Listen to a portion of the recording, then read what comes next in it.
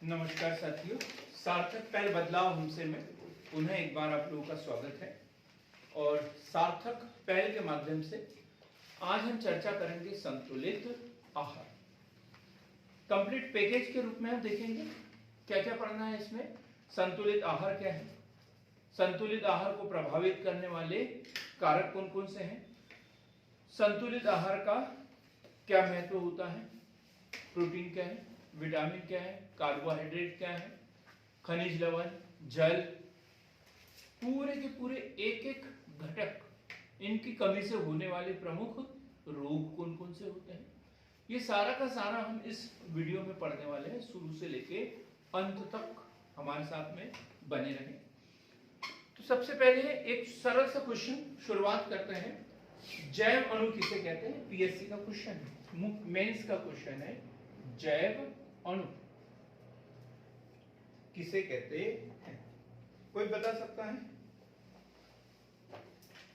कोई भी नाम लेके नहीं बोलूंगा, जिसको पता है वो बता दे। जैव अणु क्या है? जैव अणु क्या है? आप लोगों में से भी जिसमें जीवन तो बस वह या जैव अणु उन समस्त अणुओं को कहा जाता है जो किसी भी जीव मतलब लिविंग ऑर्गेनिज्म में पाए जाते हैं। लिविंग ऑर्गेनिज्म या किसी भी जीव में पाए जाते हैं। ये जटिल अणु कार्बनिक अणु होते हैं, कार्बनिक अणु होते हैं। कौन कौन से हैं जैव अणु? कार्बोहाइड्रेट, प्रोटीन, अमीनो अम्ल, डीएनए, आरएनए, ये सब क्या है? जैव अणु। डीएनए, आरएनए, प्रोटीन, कार्बोहाइड्रेट, ये सब जो है जैव अणु कहलाते हैं। क्लियर हो गया? जैव अणु क्या है? सरिता पता चल गया जैव अणु क्या है? आपको पता चलेगा? जी सर। ठीक है। ये चेयर किसके लिए रखी है? तो उस पर बैठ जाना था, डिस्टर्ब करती है वो चेयर। वहां पर खाली जगह नहीं, बिस्तर बिछा के भी नहीं रखना चाहिए, तो भूत आके सो जाते हैं ना उसके ऊपर। हाँ, बिस्तर ऐसे कभी बिछा के नहीं रखने चाहिए, भूत आके सो जाते हैं। हकीकत बता रहा हूँ। ऐसे चेयर भी नहीं रखना ऐसे खाली, है ना, कि सब आसपास बैठे हुए एक चेयर छोड़ दी तो खाली जगह देख के भूत आ जाता है ना? ऐसे ही ये बोला गया है, जैसे रात में जो है वो जो मटका वगैरह होता है ना, उसको भी खुला नहीं छोड़ना चाहिए, उसको भी खुला नहीं छोड़ना चाहिए। क्यों नहीं छोड़ना चाहिए? मटका वगैरह खुला नहीं छोड़ना चाहिए, ऐसा बोलते हैं लोग बात। क्यों? क्योंकि हम तो सोए रहते हैं, प्यास तो हमें रात में भी लगती है ना? तो हमारी अंतरात्मा निकलती है, उसको प्यास लगती है और वो पानी पीने के लिए चल जाती है। कहाँ पे? मटके में, गुंडी में। और दूसरा कोई आता है वो बोलता है मटका खुला किसने छोड़ दिया, और उसको ढक देता है। तो इसलिए तो बोलते हैं ना, वो सोया का सोया रह गया, सोया था तो उठा ही नहीं। तो ये घटना हो जाती है उसके साथ में, डूब के मर जाते हैं। सच्ची हकीकत है ये, मतलब बोला जाता है, हकीकत है या नहीं है हमें नहीं पता, बाहर एक मटका है पर बात बोलते हैं ऐसा, है ना, एक धारणा है।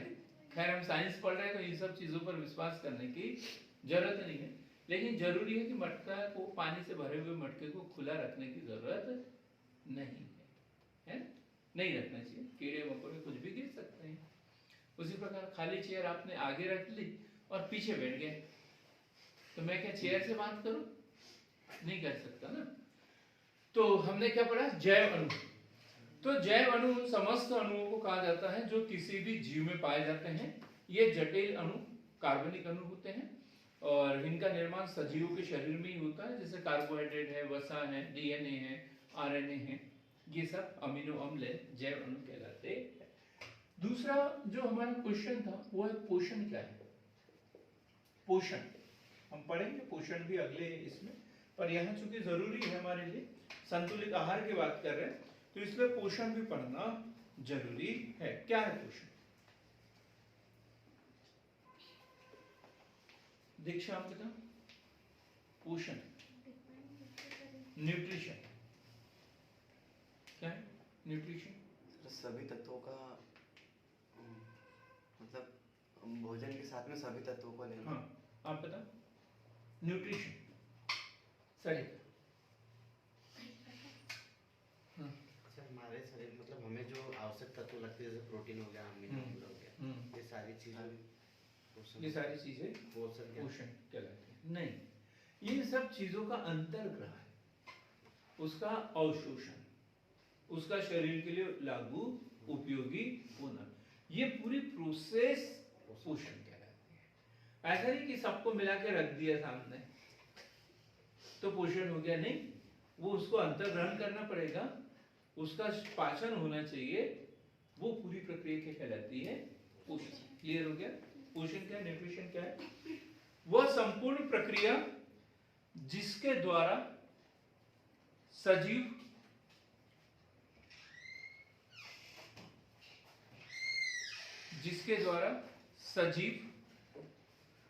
भोजन प्राप्त करते हैं, तथा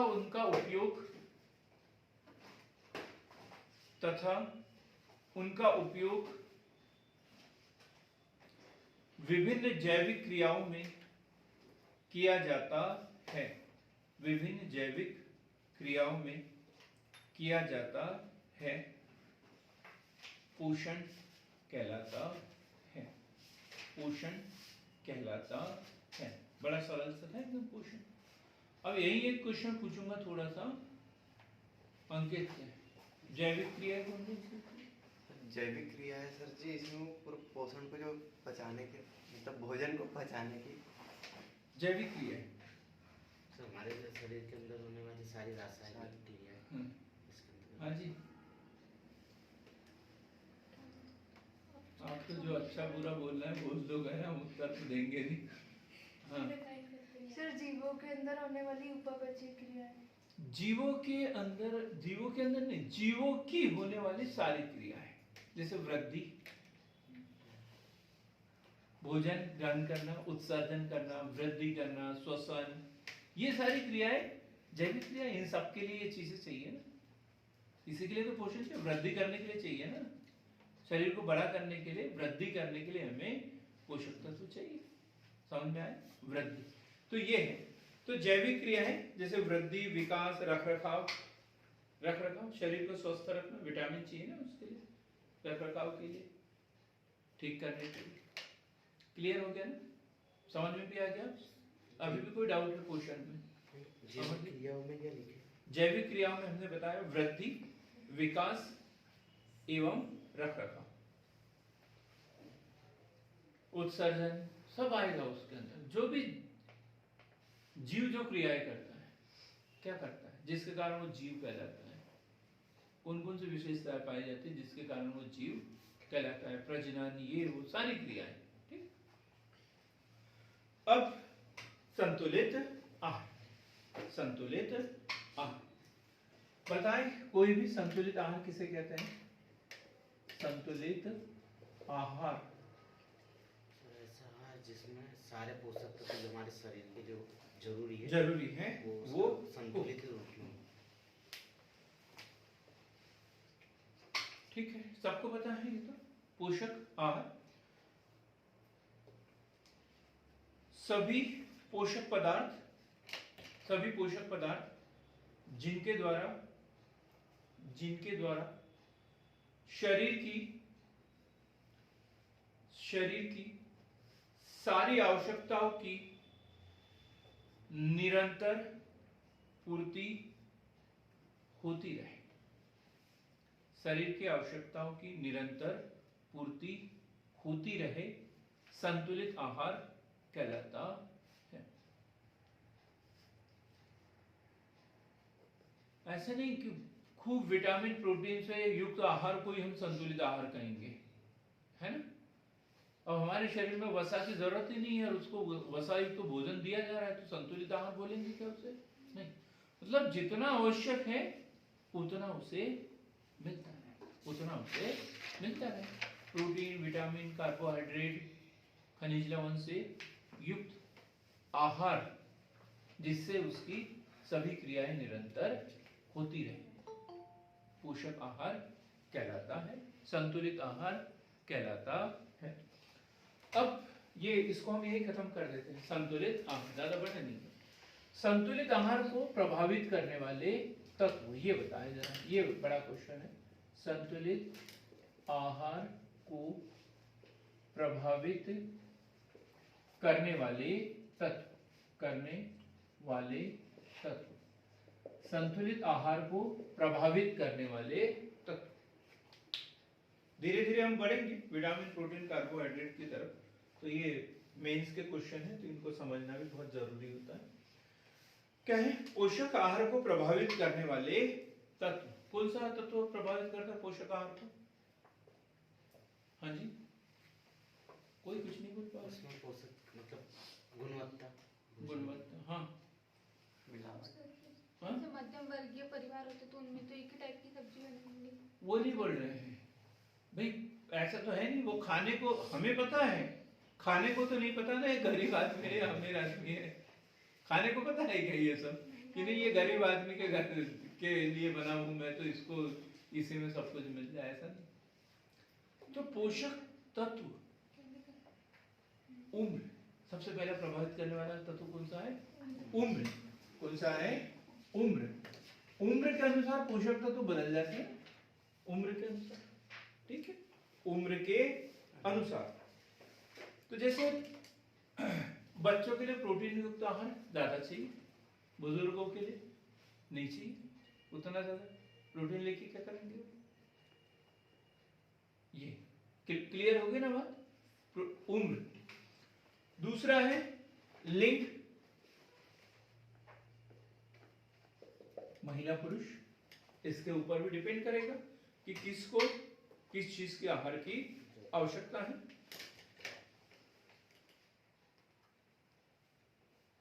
स्वास्थ्य, स्वास्थ्य ये भी प्रभावित करेगा। स्वस्थ यदि बीमार व्यक्ति है तो उसे अलग तरीके का खाना, स्वस्थ अलग तरीके का खाना, ठीक है। स्वास्थ्य। क्रियाशीलता, क्रियाशीलता क्या लिखेंगे अंकित इसमें? क्रियाशीलता, क्रियाशीलता भाई जैविक क्रिया है पूरी, काम का टाइप। आप दिन भर बैठ के कुर्सी तोड़ते हो तो आपको कैसा खाना लगेगा? और मैं दिन भर पत्थर तोड़ने के लिए जाता हूँ, मुझे कैसा खाना लगेगा? ये है ना। तो ये जो जैसा काम करेगा वैसा उसको पोषक आहार देना पड़ेगा, क्रियाशीलता के ऊपर भी डिपेंड करेगा, ठीक। फिर जलवायु और मौसम,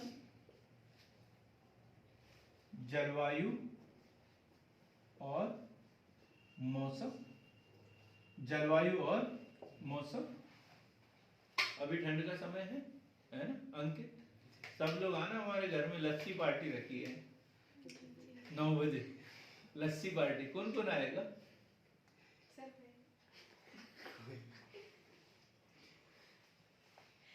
और गर्मी के दिनों में चाय पार्टी रखें तो उल्टा रखा है, तो पता चल गया ना, मौसम के अनुसार भी खाने पीने की चीजें डिपेंड करती है। विशेष शारीरिक अवस्था, विशेष शारीरिक अवस्था, विशेष शारीरिक अवस्था क्या होती है? विशेष शारीरिक अवस्था, विशेष शारीरिक अवस्था। गर्भवती महिलाएं, स्तनपान कराने वाली महिलाएं, बुजुर्ग व्यक्ति, ऑपरेशन, हॉस्पिटल में कोई भर्ती है, लीवर का ऑपरेशन हुआ है और उसके लिए लेके चलेंगे हेमलता पनीर की सब्जी, छोले भटूरे, काम चलेगा क्या? नहीं। तो उनके लिए उन्हीं के अनुसार। छोटा बच्चा है तो उसके लिए चने लेके चले गए आप फुटाने, तो वो सोच सोच के परेशान हो जाएगा खेलने के लिए है या खाने के लिए है करके, दिक्कत हो जाएगी, तो उसके अनुसार भी देना पड़ेगा ना खाना। क्लियर हो गया ना? संतुलित आहार को प्रभावित करने वाले तत्व या कारक। अंकित, अभी भी कोई डाउट है इसमें? नहीं। उम्र, लिंग, स्वास्थ्य, क्रियाशीलता, जलवायु, मौसम, विशेष शारीरिक अवस्था, विशेष शारीरिक अवस्था। अब है भोजन के माध्यम से ग्रहण करने वाले जो पोषक पदार्थ हैं, इनको 3 वर्गों में विभाजित किया गया है। 3 वर्गों में। भोजन के माध्यम से ग्रहण किए जाने वाले पोषक पदार्थों को 3 भागों में वर्गीकरण, 3 भागों में वर्गीकरण। अभी यहाँ एक क्वेश्चन तो यही है, पोषक तत्व या पोषक पदार्थ किसे कहते हैं? पोषक तत्व या पोषक पदार्थ किसे कहते हैं? अभी संतुलित आहार की बात की थी हमने, पोषक तत्व या पोषक पदार्थ किसे कहते हैं? हाँ बताइए। अब यहाँ इन 3.5, 3, 3, 6 और 7, मतलब 3.5 नहीं है, 4 जोड़े भी नहीं है पूरे। हाँ बताइए, कौन बताएगा?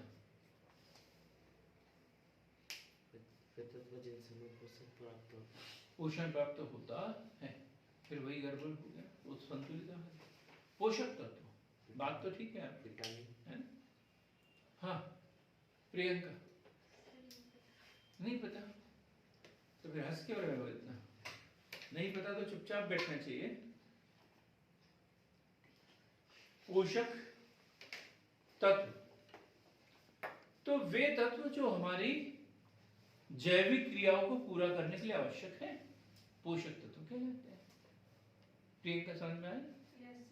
वे पदार्थ या वे तत्व जो जीवों में विभिन्न जैविक क्रियाओं को संपन्न करने के लिए आवश्यक है, पोषक तत्व कहलाते हैं या न्यूट्रिएंट कहलाते हैं। पहले न्यूट्रिशन पढ़ा था हमने और अब न्यूट्रिएंट, पोषक तत्व। अब क्या बोला हमने? क्वेश्चन क्या लिखा? भोजन के माध्यम से ग्रहण किए जाने वाले पोषक तत्वों को 3 वर्गों में बांटा गया है। एक, शरीर निर्माण वाले, दूसरा ऊर्जा प्रदान करने वाले, और तीसरा कौन सा होता है? रिपेयर वाले, रिपेयरिंग करने वाले। कौन से? प्रतिरोधी क्षमता, प्रतिरोधी क्षमता वाले, बीमारी से लड़ने वाले, ठीक रखने वाले है। कितने वर्गों में बांटा गया? 3 वर्गों में। सरिता सुनाई आ रहा है आपको? पक्का? तो शरीर निर्माण, ऊर्जा प्रदान करने वाले, प्रतिरोधी क्षमता वाले। तो अंकित आप बता, शरीर निर्माण वाला पोषक तत्व कौन सा है? छुप के मत बैठो। प्रोटीन, कार्बोहाइड्रेट नहीं है, ऊर्जा प्रदान करने वाले, ऊर्जा प्रदान करने वाले कार्बोहाइड्रेट और वसा, कार्बोहाइड्रेट व वसा ये ऊर्जा प्रदान करने वाले हैं। और प्रतिरोधी क्षमता वाले विटामिन, विटामिन प्रतिरोधी क्षमता के लिए विटामिन। क्लियर होगा? खनिज लवण भी आएंगे इसमें। खनिज लवण तो विभिन्न जैविक क्रियाओं को संपन्न करने को, उत्तेजित करने के लिए वो जरूरी होता है। बाकी जल है वो सभी क्रियाओं में काम में आएगा, लेकिन मुख्य रूप से क्या? शरीर निर्माण में प्रोटीन, ऊर्जा प्रदान करने में कार्बोहाइड्रेट और वसा, और प्रतिरोधी क्षमता में विटामिन, प्रतिरोधी क्षमता में विटामिन। ठीक, क्लियर हो गया क्वेश्चन में? अब भोजन के प्रमुख अवयव कौन कौन से हैं? Components of food, components of food. भोजन के प्रमुख अवयव, कंपोनेंट्स ऑफ फूड। बताओ जरा अंकित, भोजन के प्रमुख अवयव, यहाँ साइड में इसलिए लिखा हमने क्योंकि इसी में से एक एक उठाना है और उसे पढ़ना है हमें। तो वही है, प्रोटीन, कार्बोहाइड्रेट, वसा, विटामिन, खनिज लवण, जल। 6 कितने हैं? 6। लिखने की जरूरत नहीं मुझे, सबको पता है। तो सबसे पहले लेते हैं हम कार्बोहाइड्रेट। सबसे पहले लेंगे कार्बोहाइड्रेट।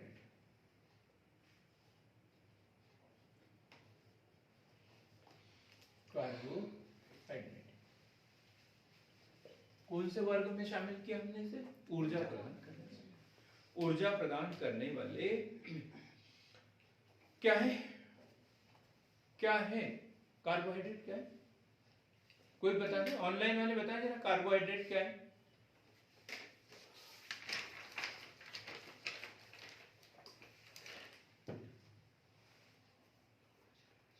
नहीं पता? किसी को नहीं पता कार्बोहाइड्रेट? कार्बन, हाइड्रोजन और ऑक्सीजन के यौगिक।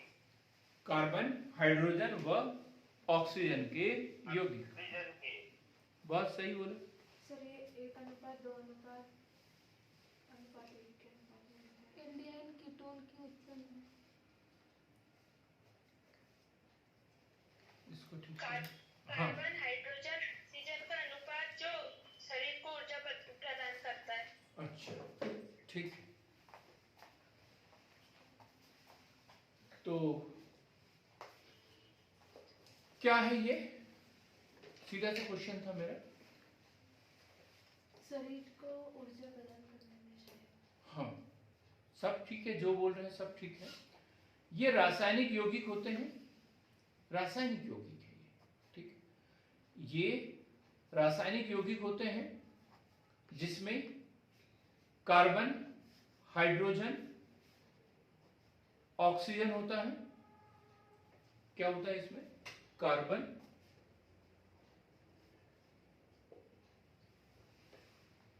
हाइड्रोजन और ऑक्सीजन। और कितना अनुपात होता है इसका? 1:2:1। 1:2:1। 1:2:1 कार्बोहाइड्रेट, ठीक है। इसे ये भी बोल सकते हैं रासायनिक कार्बनिक यौगिक है ना? कार्बनिक यौगिक बोलेंगे, कार्बन है इसमें, रासायनिक कार्बनिक यौगिक है। और इसमें 3 घटक, कार्बन, हाइड्रोजन और ऑक्सीजन। कार्बन, हाइड्रोजन और ऑक्सीजन। और किस अनुपात में होता है? 1:2:1। क्या काम है इनका? शरीर की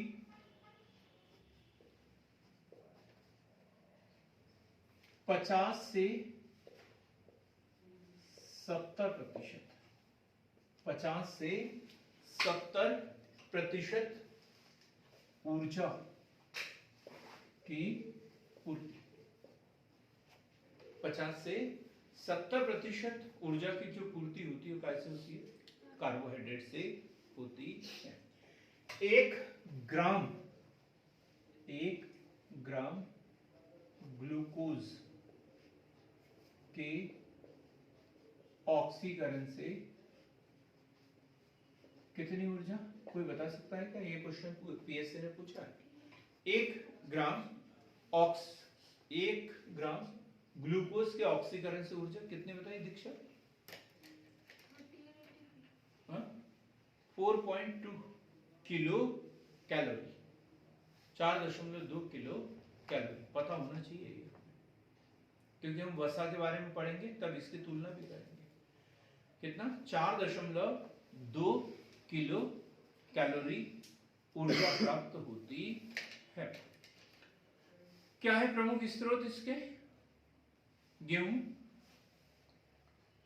चावल, मक्का, ज्वार, बाजरा, शक्कर, गुड़, शहद और मीठे फल सभी मीठे फलों में पाया जाता है कार्बोहाइड्रेट। ठीक है, चाहे एप्पल की बात करें या मैंगो की बात करें, सभी मीठे फलों में ये पाया जाएगा। ठीक है, कार्बोहाइड्रेट क्या ऊर्जा प्रदान करने वाला क्या चीज है ये? कार्बनिक रासायनिक यौगिक है। कार्बन हाइड्रोजन और ऑक्सीजन से मिलकर बना है। 1:2:1, कार्बन का 1, हाइड्रोजन के 2 और ऑक्सीजन का 1। और इसके ऑक्सीकरण से ऊर्जा उत्पन्न होती है। 1 ग्राम ग्लूकोज के ऑक्सीकरण से 4.2 किलो कैलोरी ऊर्जा उत्पन्न होती है। अब इसके प्रकार कितने हैं? सबको पता होगा प्रकार इसके। श्वेता मैडम बताइए प्रकार। हाँ ठीक है, मोनोसेकेराइड, डाइसेकेराइड और पॉलीसेकेराइड। मोनोसेकेराइड्स,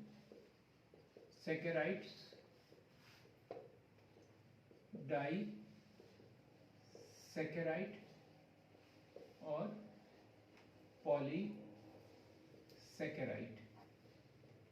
ये 3 प्रकार से इसका विभाजन किया गया है। ठीक, मोनोसेकेराइड ग्लूकोज, फ्रक्टोज और ग्लैक्टोज, 3 उदाहरण इसके। ठीक, मोनोसेकेराइड के 3 उदाहरण हमने देखे, कौन कौन से? ग्लूकोज, फ्रक्टोज और ग्लैक्टोज। ठीक, इसी प्रकार डाइसेकेराइड डाई यानी क्या होता है? 2। तो मोनोसेकेराइड के 2 अणुओं से मिलकर बना होता है, इसलिए इसे क्या बोला जाता है? डाइसेकेराइड। जैसे एक तरफ ग्लूकोज होगा, है, उसमें फ्रक्टोज जुड़ेगा, ग्लैक्टोज जुड़ेगा और ग्लूकोज, तीनों। जैसे ये 3 तरीके से बनेगा ना। एक को हम बोल देते हैं ग्लूकोज, दूसरे में भी ग्लूकोज और तीसरे में भी ग्लूकोज। एक अणु ये हो गया और दूसरा, एक तो ग्लूकोज ही हो गया, इसमें ग्लूकोज प्लस ग्लूकोज, इसमें फ्रक्टोज और एक क्या बताया? तीसरा ग्लैक्टोज। ठीक, और तीनों के इससे अलग डाइसेकेराइड बनेगा। डाइसेकेराइड मतलब 2 मोनोसेकेराइड के अणुओं से मिलकर इसका एक अणु बनता है। तो ग्लूकोज और ग्लूकोज मिलकर क्या बनता है? माल्टोज। याद रखना, ये भले ही सरल है लेकिन पता होना चाहिए। माल्टोज, ग्लूकोज और ग्लूकोज मिलकर क्या बनेगा? माल्टोज। श्वेता मैडम बताइए, ग्लूकोज और फ्रक्टोज मिलकर क्या बनेगा? हाँ जी, सुक्रोज बनेगा। बहुत ही बढ़िया, इंदौर जाके तो खूब ही पढ़ना सीख के आ गया, बहुत ही बढ़िया। सुक्रोज, ठीक, सुक्रोज। और ग्लूकोज और ग्लैक्टोज मिलकर बनेगा लैक्टोज। सुक्रोज और लैक्टोज, ठीक, लैक्टोज। तो ग्लूकोज और ग्लूकोज मिलकर माल्टोज, ग्लूकोज और फ्रक्टोज मिलकर सुक्रोज और ग्लूकोज और ग्लैक्टोज मिलकर लैक्टोज। ठीक है, अब पॉलीसेकेराइड, ये 2 क्लियर हो गया एकदम, मोनोसेकेराइड और डाइसेकेराइड। ठीक, अब हम बात कर रहे हैं पॉलीसेकेराइड। ये काय से बनेगा? यह अनेक मोनोसेकेराइड के मोनोसैकेराइड अणुओं से मिलकर बनता है। जल में अघुलनशील है, जल में अघुलनशील है और मुख्यतः पौधों में पाया जाता है। पॉलीसैकेराइड काय में? पौधों में पाया जाता है। जैसे जैसे इसमें क्या आएगा? स्टार्च। क्या है इसमें? स्टार्च। स्टार्च, मंड जिसे कहते हैं, ग्लाइकोजेन, ग्लाइकोजेन, ग्लाइकोजेन। जंतु कोशिका काय की बनी होती है? वो कोशिका भित्ति काइटिन, काइटिन से नहीं बनती, सेल्यूलोज, सेल्यूलोज। तो ये सब इसके अंतर्गत आता है, लेकिन ठीक, ये सब इसके अंतर्गत आएंगे। ठीक, तो पॉलीसैकेराइड्स पौधों में पाए जाते हैं, जल में अघुलनशील होते हैं और विभिन्न मोनोसैकेराइड के संयोग से मिलकर बने होते हैं, जैसे स्टार्च, ग्लाइकोजेन, काइटिन और सेल्यूलोज। सेल्यूलोज जल में अघुलनशील है। आप वो देखो, कुरकुरा, कुरकुरा जल में घुलता है क्या? देखना तो जरा, कौन देखेगा जाके? रजनी आप देखोगे? नहीं, सरिता घुल जाए तो आपका, नहीं घुले तो बचा वो पैकेट में ले ले आना। ठीक है, तो क्या पढ़ा अपन ने? कार्बोहाइड्रेट तीन प्रकार से विभाजन, मोनोसैकेराइड, डाइसैकेराइड, पॉलीसैकेराइड। अब हम देखेंगे कार्बोहाइड्रेट के कार्य कौन कौन से हैं, कौन कौन से ये कार्य करता है। तो सबसे पहला तो है शरीर को ऊर्जा प्रदान करना, शरीर को ऊर्जा प्रदान करना, शरीर को ऊर्जा प्रदान करना मुख्य कार्य है इसका। अब ऊर्जा प्रदान करेगा तुरंत, है ना, लेकिन संचित भी करता है ऊर्जा को, किस रूप में? वसा के रूप में। ठीक है, तो पहला क्या लिखा आपने? शरीर को ऊर्जा प्रदान करना। दूसरा, मंड या स्टार्च के रूप में संचित ईंधन का कार्य करता है, संचित ईंधन का कार्य करता है, संचित ईंधन का कार्य करता है। वसा में बदलकर, तीसरा पॉइंट है, वसा में बदलकर संचित भोजन का कार्य करता है, शरीर में जमा रहता है वसा के रूप में, संचित भोजन का कार्य करता है। और फिर डीएनए और आरएनए का प्रमुख घटक है ये, डीएनए व आरएनए का प्रमुख घटक है, प्रमुख घटक है। कितनी जरूरत होती है हमें कार्बोहाइड्रेट की? कार्बोहाइड्रेट की कितनी जरूरत होती है? अंदाजे से कितने होगी, कोई बता दो। शांतनु जी?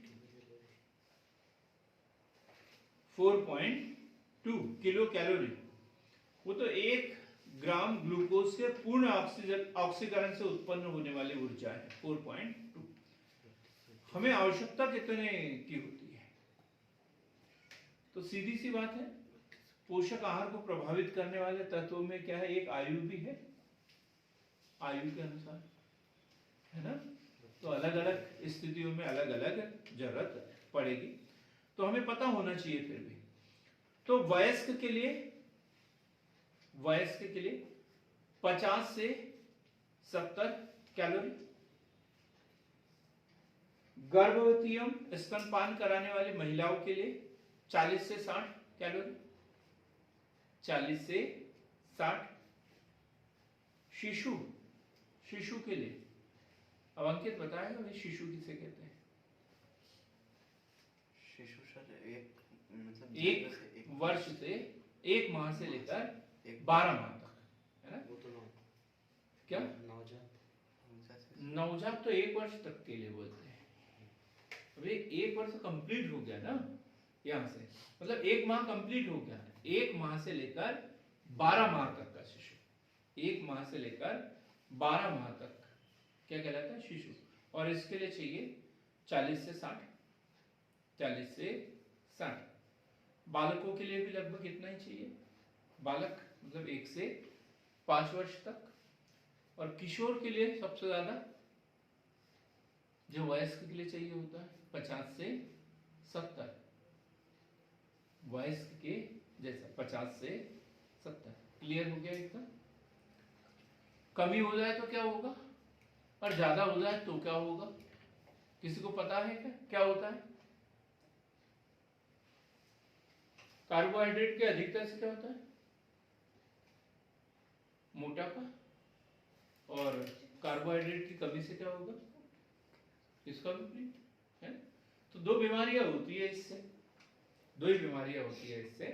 तो ठीक है, लिखेंगे हम कार्बोहाइड्रेट की अधिकता से मोटापा से संबंधित रोग हो जाते हैं, मोटापे से संबंधित रोग हो जाते हैं। और वही कमी से क्या होगा? कमी से वजन कम होना, वह कार्य क्षमता घट जाती है, कार्य क्षमता घट जाती है। अब दूसरा प्रमुख घटक पढ़ेंगे हम जो महत्वपूर्ण है, और वो है प्रोटीन। दूसरा महत्वपूर्ण घटक है प्रोटीन। तो कार्बोहाइड्रेट में 3 तत्व पढ़े थे अपन ने, कौन कौन से? मोनोसैकेराइड, डाइसैकेराइड, वो तो प्रकार है उसके, 3 घटक उसके, कार्बन, कार्बन, हाइड्रोजन और ऑक्सीजन। तो प्रोटीन क्या है? नाइट्रोजन, नाइट्रोजन है ना। प्रोटीन लिखेंगे, प्रोटीन नाइट्रोजन युक्त पदार्थ है, प्रोटीन नाइट्रोजन युक्त पदार्थ है। प्रोटीन शब्द का सर्वप्रथम प्रयोग, प्रोटीन शब्द का सर्वप्रथम प्रयोग, प्रोटीन शब्द का सर्वप्रथम प्रयोग वर्जिलियस, वर्जिलियस किसने किया? वर्जिलियस ने किया। प्रोटीन शब्द का सर्वप्रथम प्रयोग वर्जिलियस ने किया। प्रोटीन क्या है? नाइट्रोजन युक्त यौगिक है ये। काय से बनते हैं ये? एमिनो अमीनो है। प्रोटीन की रचना, प्रोटीन की रचना 20 प्रकार के, लगभग 20 प्रकार के अमीनो अम्लों के संयोगों से होती है, संयोगों से होती है। कितना प्रतिशत भाग शरीर का प्रोटीन से बना होता है? हड्डियों को छोड़ दें, वो कैल्शियम से बना होता है ना? तो फिर कितना? 15%। गुड, शांतनु जी, बहुत ही बढ़िया।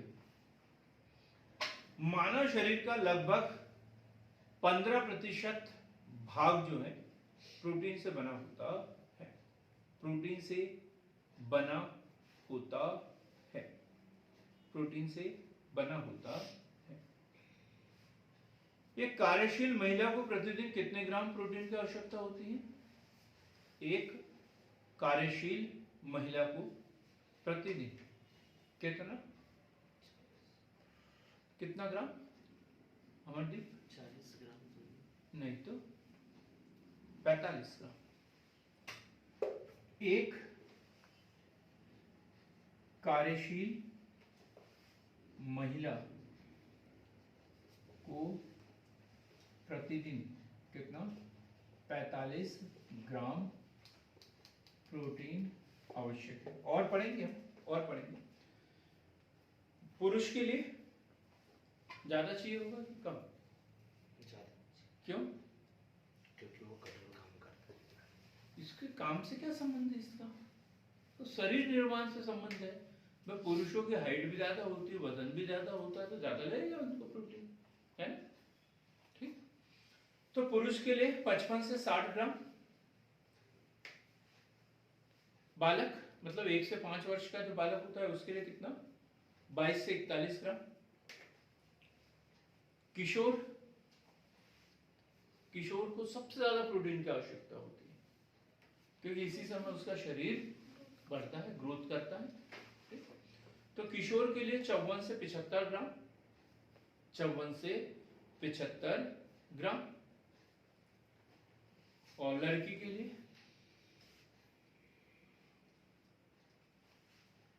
54 से 68 ग्राम, 57 to 68 ग्राम, 68 ग्राम। प्रोटीन के प्रकार देखेंगे हम। प्रोटीन के प्रकार बताइए, कोई भी प्रोटीन के प्रकार कोई बता दो, कितने प्रकार का होता है प्रोटीन? हाँ, अब बताओ कितने प्रकार का होता है प्रोटीन? ऑनलाइन वाले बताएं।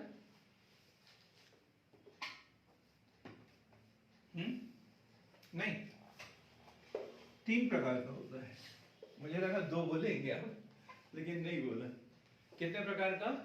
3 प्रकार का होता है। पहला है सरल प्रोटीन, सरल प्रोटीन, सरल प्रोटीन, संयुग्मी प्रोटीन, संयुग्मी प्रोटीन, सरल प्रोटीन, संयुग्मी प्रोटीन, और व्युत्पन्न प्रोटीन, व्युत्पन्न प्रोटीन, व्युत्पन्न प्रोटीन। सरल प्रोटीन, सरल प्रोटीन जैसे एल्बुमिन, ग्लोब्यूमिन, एल्बुमिन, एल्बुमिन, ग्लोब्यूमिन। मतलब ये सरल जो 20 प्रकार के एमिनो अम्ल पढ़ा ना अपन ने, इससे जो बना हुआ है वो सीधा वो क्या कहलाएगा? सरल प्रोटीन। जो 20 प्रकार के अमीनो अम्ल से मिलकर बना होता है, जैसे एल्बुमिन, ग्लोब्यूमिन। बात है संयुग्मी प्रोटीन, संयुग्मी प्रोटीन। तो यही है, ये प्रोटीन के संयोग से बनेगा, है ना? सरल प्रोटीन के संयोग से बनेगा, जैसे ग्लाइकोप्रोटीन, ग्लाइकोप्रोटीन, न्यूक्लियोप्रोटीन, न्यूक्लियोप्रोटीन, और व्युत्पन्न प्रोटीन, व्युत्पन्न प्रोटीन। ये सबसे ज्यादा महत्वपूर्ण होता है और यही पढ़ा है आपने, जैसे पेप्टिन, पेप्टाइड, पेप्टिन और पेप्टाइड।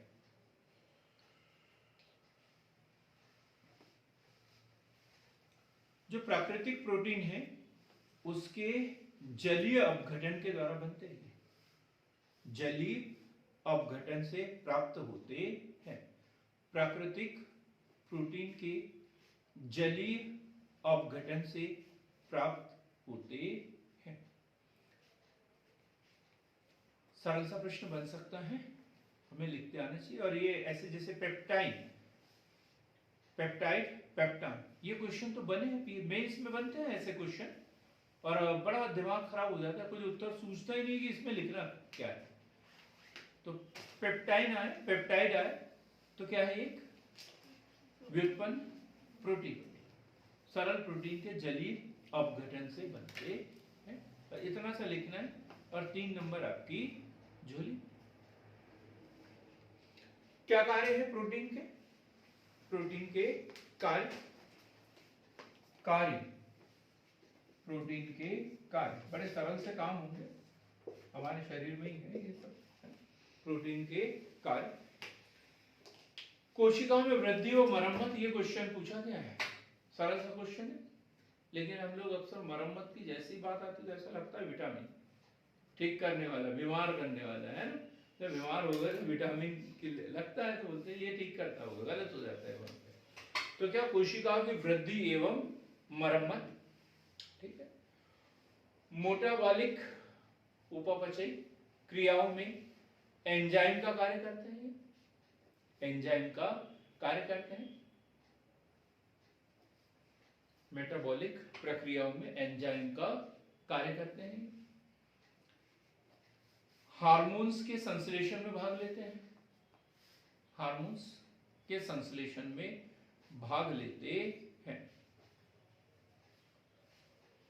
हीमोग्लोबिन, नाम तो सुना होगा आप लोगों ने, क्या होता है अंकित? हीमोग्लोबिन रक्त में पाया जाता है। रक्त में पाया जाता है, हीमोग्लोबिन यही तो है।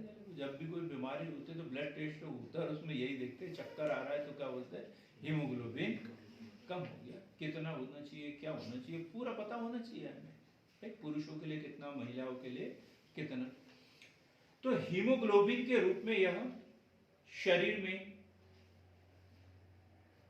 हीमोग्लोबिन का कार्य क्या है? ऑक्सीजन का परिवहन है ना, ठीक। तो क्या लिखा? हीमोग्लोबिन के रूप में यह शरीर में गैसीय संवहन का कार्य करता है, गैसीय संवहन का कार्य करता है। एंटीबॉडीज बनाना, एंटीबॉडीज बनाना प्रोटीन का काम, एंटीबॉडीज के रूप में सुरक्षा करना है, बनाना, ये लिख लेंगे। तो क्या कार्य बताएं प्रोटीन के?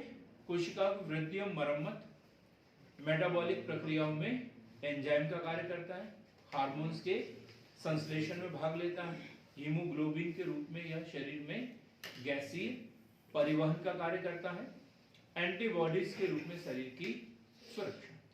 वह प्रोटीन के प्रमुख स्रोत क्या है? जो हमें प्रोटीन किससे प्राप्त होता है?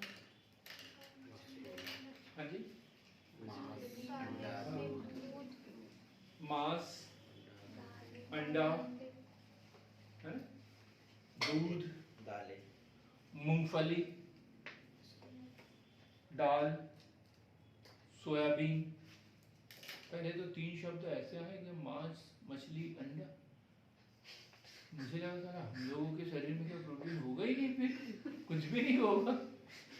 फिर बाद में समझ में आया कि नहीं यार, मूंगफली भी है, बादाम भी है, दूध है, दाल है, सोयाबीन है, ये सब तो प्रोटीन के स्रोत है ना। क्लियर हो गया? प्रोटीन चैप्टर 1 पे आ गया। इसकी कमी से रोग कौन सा होता है ये तो पढ़ा ही नहीं है। इसकी कमी से रोग होता है, एक है मैरास्मस, मैरास्मस, मैरास्मस है ना। हाँ, मैरास्मस क्या होता है इसमें? मैरास्मस रोग में ऑनलाइन वाले 2 को छोड़ के, श्वेता मैडम और शांतनु जी को छोड़कर तीसरा कोई बताए मैरास्मस रोग के लक्षण क्या? हाँ, बच्चों से संबंधित रोग है, बच्चों से संबंधित रोग है, और प्रोटीन की सबसे ज्यादा आवश्यकता वहीं से शुरुआत होती है, ठीक। तो बच्चों की मांसपेशियां ढीली, पैर पतले और त्वचा पर चकते पड़ जाते हैं, चकते पड़ जाते हैं, फटे फटे से हो जाते हैं। तो क्या बच्चों की मांसपेशियां ढीली, पैर पतले तथा स्किन पर स्पॉट पड़ जाते हैं, चकते पड़ जाते हैं। फिर क्वाशियोरकर, क्वाशियोरकर ये भी बच्चों में ही होता है। क्या है इसके लक्षण क्वाशियोरकर के? इसमें भी हाथ पांव दुबले हो जाते हैं, वजन कम हो जाता है और पेट बाहर निकल जाता है। बच्चों का सिर्फ पेट बढ़ता है ना, मुंह छोटा सा हो जाता है, एकदम आंखें अंदर घुस जाती है, पूरी पेट भर पड़ जाता है। क्वाशियोरकर क्लियर हो गया? हमारे समझ में आए दोनों रोग?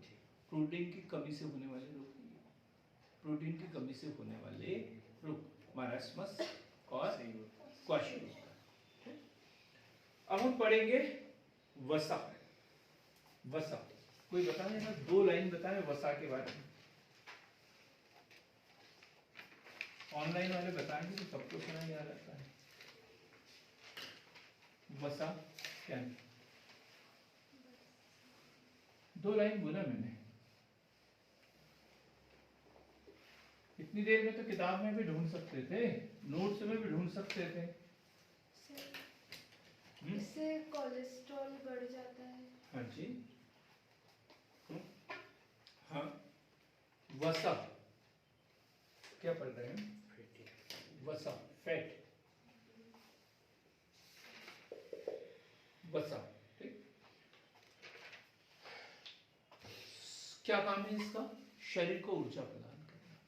ऊर्जा प्रदान करने वाले दो घटक पड़े ना अपन ने, एक कार्बोहाइड्रेट और दूसरा वसा। तो एक लाइन बोलना था आपको, शरीर को ऊर्जा प्रदान करने का कार्य है इसका। काय के संयोग से बनते हैं ये अणु जो है ग्लिसरॉल, ग्लिसरॉल व वसीय अम्ल के संयोग से, वसीय अम्ल के संयोग से इसके अणु बनते हैं। ग्लिसरॉल व वसीय अम्ल के संयोग से।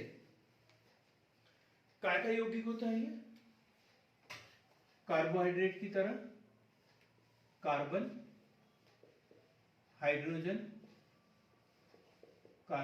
हाइड्रोजन व ऑक्सीजन के संयोग से बनता है। कार्बन हाइड्रोजन व ऑक्सीजन के संयोग से बनता है। वसा के प्रकार कितने प्रकार के होंगे भाई वसा? आप बताएं। हाँ जी अंकित, याद नहीं? याद किया था कभी आपने प्रकार इसके? दो ही तो प्रकार होते हैं, एक पादप और दूसरा जंतु वसा, है ना? पादप और जंतु वसा, पादप वसा और जंतु।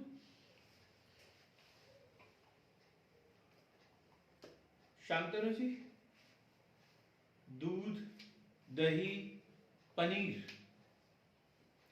इससे जो वसा प्राप्त होती है वो कौन सी है?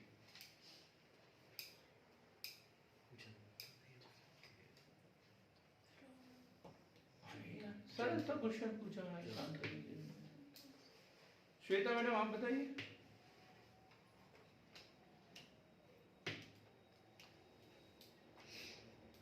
जंतु वसा है। क्या है? जंतु वसा।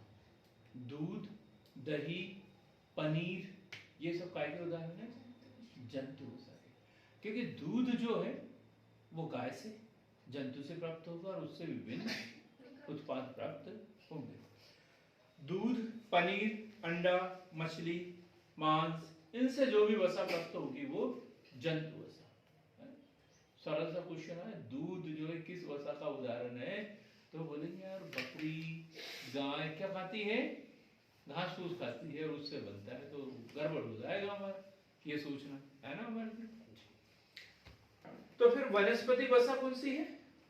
तेल, वनस्पति तेल। मतलब ये सोयाबीन का तेल भी वनस्पति तेल ही है। ये कृषि से, कृषि उत्पादों से, पेड़ पौधों से ही तो प्राप्त होता है। घी भी आएगा जंतु में। घी तो जंतु में आएगा ना, एक वनस्पति जो घी आता है, वनस्पति घी इसमें आएगा ना, वनस्पति घी इधर आएगा। ठीक, तो इसमें आएगा वनस्पति तेल, अखरोट, बादाम, मूंगफली, नारियल, सरसों, सूरजमुखी, ये सब तेल जो है वनस्पति घी, ये सब का सब कौन सा काय के अंतर्गत आएगा? वनस्पति वसा के अंतर्गत आएगा। वसा ठोस होता है या द्रव होता है? प्रियंका जी आप बताइए। देखो कितना सम्मान करता हूं मैं आपका।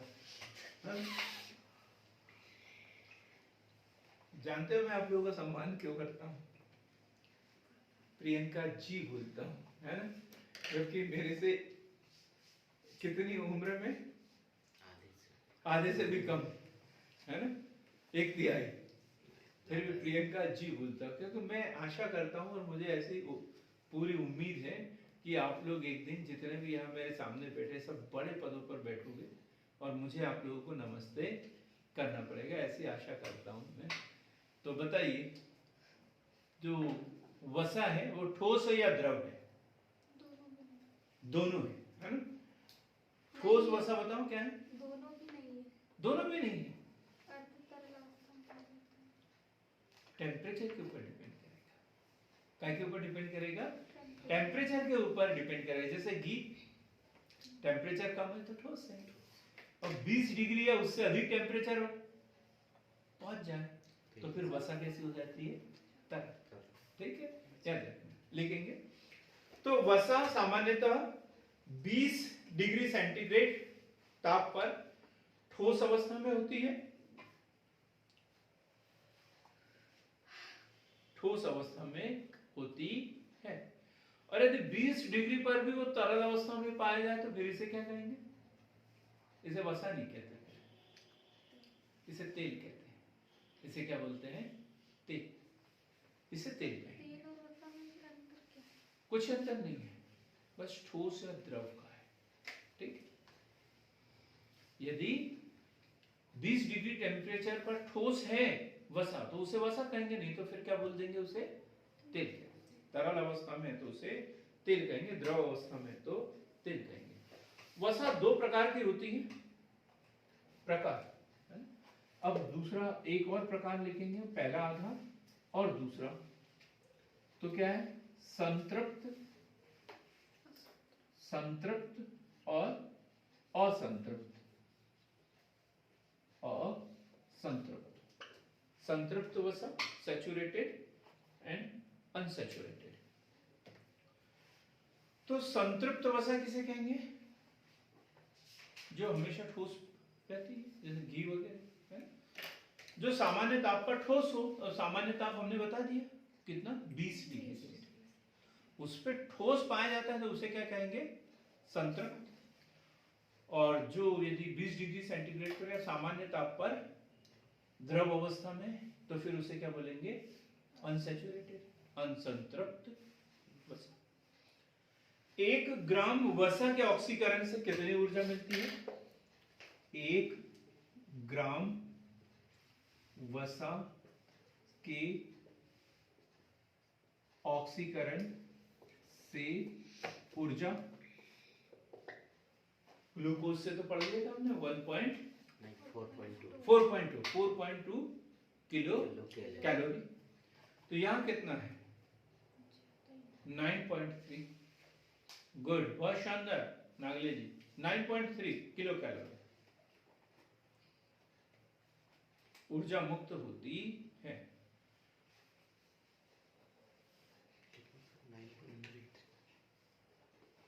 अब देखो, हमें ऊर्जा जो है दो ही पदार्थों से मिलती है, कार्बोहाइड्रेट और वसा। कार्बोहाइड्रेट से कितनी मिल रही है हमें? कुछ भी बोलते रहते हैं। 4.2, 60 से 70% है ना, 60 से 70%। 60 से 70% जो ऊर्जा जो है हमें कहाँ से मिलती है? कार्बोहाइड्रेट से मिलती है वयस्क व्यक्ति को। तो फिर इससे कितनी मिलती होगी बची वाली? 20 से 30%। 20 से 30% ऊर्जा वसा से प्राप्त होती है, वसा से प्राप्त होती है। अब एक शब्द जो सामान्यतः प्रचलन में है और लोग उसका नाम सुनते बराबर डर जाते हैं, क्या है वो? वसा से संबंधित। ऑनलाइन वाला बताया जरा, कोई भी बता दे किस चीज की बात कर रहा हूं मैं। कोलेस्ट्रॉल। क्या? कोलेस्ट्रॉल। क्या है कोलेस्ट्रॉल? 3 नंबर का क्वेश्चन है, कोलेस्ट्रॉल क्या है? समझ नहीं आया क्या लिखे क्या नहीं लिखे। हार्ट अटैक के बारे में लिख दिया लोगों ने, कोलेस्ट्रॉल। ठीक, लिखेंगे। मनुष्य के शरीर में मक्खन तथा घी, मक्खन तथा घी जैसी संतृप्त वसा की मात्रा कम होनी चाहिए, क्योंकि संतृप्त वसा आसानी से कोलेस्ट्रॉल में परिवर्तित होकर, आसानी से कोलेस्ट्रॉल में परिवर्तित होकर धमनियों में अवरोध उत्पन्न करती है, अवरोध उत्पन्न करती है, अवरोध उत्पन्न करती है, जिससे उच्च रक्तचाप तथा हृदय संबंधी रोग उत्पन्न हो जाते हैं। हृदय संबंधी रोग उत्पन्न हो जाते हैं। हृदय संबंधी रोग उत्पन्न हो जाते हैं। क्लियर हो गया? तो वसा के कार्य क्या है, कोई बता दे जरा, वसा के क्या कार्य है? अंकित आप तो नहीं बता पाओगे शायद। ऊर्जा को संचित करना। ऊर्जा को संचित करना उसका काम नहीं है, ये तो उसकी बुराई है। ये तो उसका कार्य क्या है? ऊर्जा प्रदान करना। हाँ? शरीर को ऊर्जा प्रदान करना, ये उसका कार्य है। और शरीर के ताप को नियंत्रित करना, ये उसका काम है ना। कैसे काम करती है ये देखो। त्वचा के नीचे जमा होकर, त्वचा के नीचे जमा होकर शरीर के ताप को बाहर निकलने से रोकती है। कितना अच्छा काम है त्वचा वसा का। एक तो ऊर्जा प्रदान करती है और टेम्परेचर मेंटेन करती है। हमारे टेम्परेचर को कम नहीं होने देती, टेम्परेचर को बाहर नहीं निकलने देती। ठीक। खाद्य पदार्थ में स्वाद उत्पन्न करती है वसा, है ना। रोटी चाहिए हमें घी लगी हुई, वैसे नहीं चाहिए। ब्रेड चाहिए, उसके ऊपर भी क्या लगा हुआ होना चाहिए? बटर, है ना। सब्जी बनाते हैं, बिना तेल की कोई सब्जी बनती है कि? हाँ जी, पीछे वाले, बिना तेल की कोई सब्जी नहीं बनती है। दिक्कत है। ये तो स्वाद के लिए बहुत जरूरी है, स्वाद के लिए बहुत जरूरी है। और लोग बाग जंतु वसा पे ज्यादा ध्यान देते हैं स्वाद के लिए। काय के ऊपर? जंतु वसा के ऊपर ज्यादा ध्यान देते हैं। तो क्या खाद्य पदार्थों में स्वाद उत्पन्न करती है? यह शरीर के विभिन्न अंगों को चोट से बचाती है, चोटों से बचाती है। पूरे शरीर को गद्दीदार बना देती है एकदम। शरीर के अंदर जो नाजुक अंग है उसकी रक्षा करती है। क्लियर हो गया? वसा के कार्य, कोई कठिन कार्य इसमें? बिल्कुल सरल एकदम, एक बार पढ़ लिए याद भी होगा। वसा की कमी से होने वाले रोग कौन से हैं? वसा की कमी से होने वाले रोग कोई बताए जरा, एक आध रोग इसकी कमी से हो। अधिकता से होने वाला तो सबको पता है, कोलेस्ट्रॉल बढ़ जाता है, उच्च रक्तचाप हो जाता है, और क्या बोलते हैं उसे, रक्त आधार वाली बीमारी, हृदयाघात की संभावना बढ़ जाती है। ये सब कुछ है, लेकिन कमी से कौन से रोग होते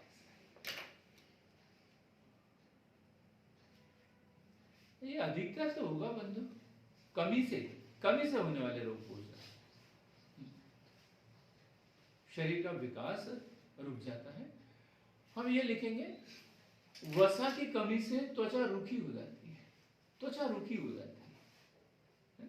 इसलिए तो बोलते हैं तेल, घी, दूध ये खाना चाहिए। शरीर जो है सुंदर दिखता है, उससे चमकता है एकदम।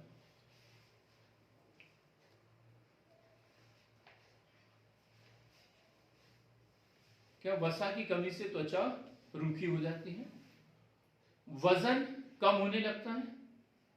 कम कैसे होगा भाई? वसा नहीं लेंगे तो जो हमारे शरीर में जमा हुई है उस वसा का ही उपयोग होने लग जाएगा, उसी का उपयोग होने लग जाएगा, और हमारा शरीर कैसा हो जाएगा? फिर वजन कम होने लग जाएगा। ठीक है, अगला, शरीर का विकास अवरुद्ध हो जाता है। शरीर का विकास अवरुद्ध हो जाता है। और अधिकता से होने वाले रोग कौन कौन से हैं? दीक्षा आप बताओ, ये तो पता है। स्थूल हो जाता है, शरीर स्थूल हो जाता है, मतलब मोटापा और हृदय संबंधी रोग और उच्च रक्तचाप। अभी बताया था, हृदय संबंधी रोग और उच्च रक्तचाप। यदि सरल सा क्वेश्चन पूछे वसा क्या है, उससे होने वाले रोग लिखिए, तो फिर कौन से लिखेंगे अब रोग? दो भागों में बांटेंगे बराबर, कमी से होने वाले रोग और अधिकता से होने वाले रोग। बराबर सिस्टमेटिक उत्तर लिखना है इनमें, ठीक। नहीं तो बस उच्च रक्तचाप और हृदय विकार उत्पन्न होते इतना लिख के जय श्री राम करके आ जाओगे तो गलत हो जाएगा फिर, है ना। हमें पूरा उत्तर लिखना पड़ेगा। अब हम पढ़ेंगे खनिज तत्व। खनिज तत्व, खनिज तत्व, खनिज तत्व, खनिज तत्व।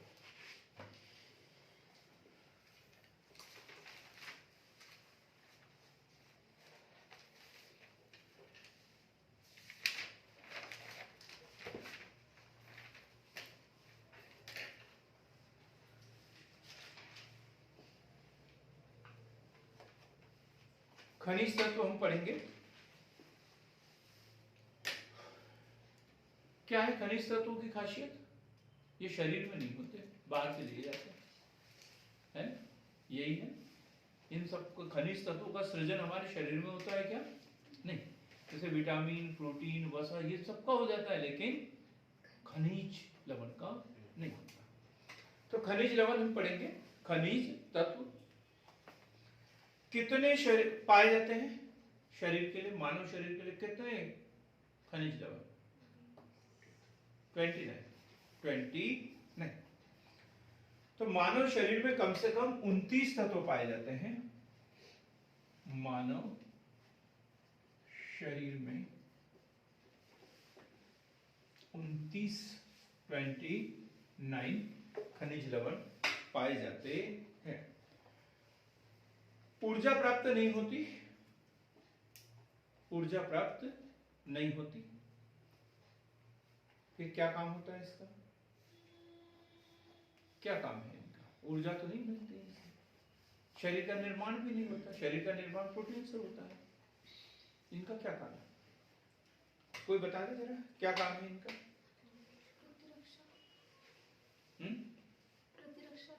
प्रतिरक्षा और अनेक रासायनिक प्रक्रियाओं में, अनेक रासायनिक प्रक्रियाओं में आयन बंधकों का कार्य करते हैं। रासायनिक अभिक्रियाओं में भाग लेते हैं ये। तो क्या अनेक रासायनिक प्रक्रियाओं में आयन बंधकों का कार्य करते हैं। अब हम बात कर रहे हैं जीव द्रव्य। जीव द्रव्य में ये कैसे होते हैं? ये सुचालक, कुचालक क्या होते हैं? जीव द्रव्य में ये, जीव द्रव्य में ये विद्युत चालकता, विद्युत चालकता के रूप में कार्य करते हैं। विद्युत चालकता के जीव द्रव्य, कोशिका के जीव द्रव्य का मुख्य घटक। और भी है, जैसे रक्त, हड्डियां, दांत, ऊतक, इनकी रचना में भाग लेते हैं। हमने पहले बोला प्रोटीन से तो हमारे शरीर का कितना 15% भाग बनता है। फिर हड्डियां बची है, हड्डियां कहां से बनती है? कैल्शियम से। और कैल्शियम क्या है? फास्फोरस क्या है? खनिज लवण, है ना। तो ये इसके निर्माण में भाग लेते हैं, ठीक। तो बहुत महत्वपूर्ण घटक है ये। तो क्या लिखा आपने? कई ऊतक, रक्त, हड्डियां, दांतों आदि की रचना में ये भाग लेते हैं। मानव शरीर के लिए आवश्यक खनिज कौन कौन से हैं? मानव शरीर के लिए आवश्यक खनिज, एक एक चीज हमें पढ़ना है इसमें। तो सबसे पहला है सोडियम। सोडियम,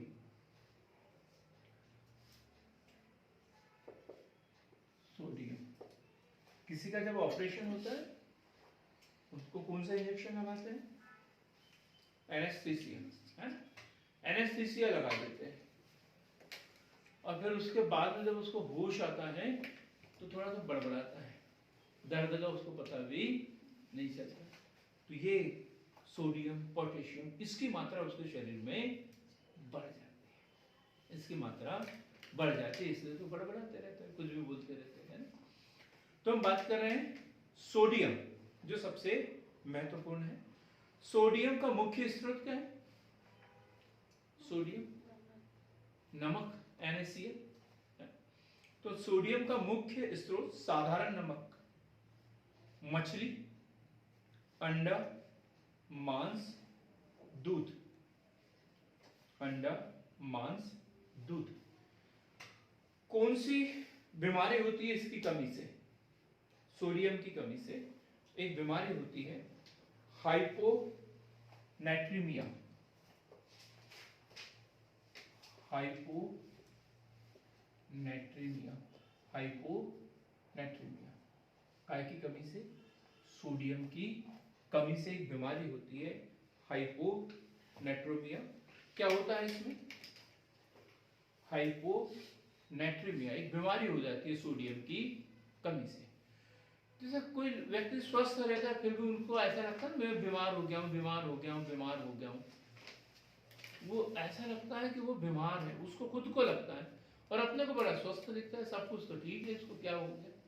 ये सोडियम की कमी से होने वाली बीमारी है हाइपोनेट्रीमिया। क्या होता है इसमें?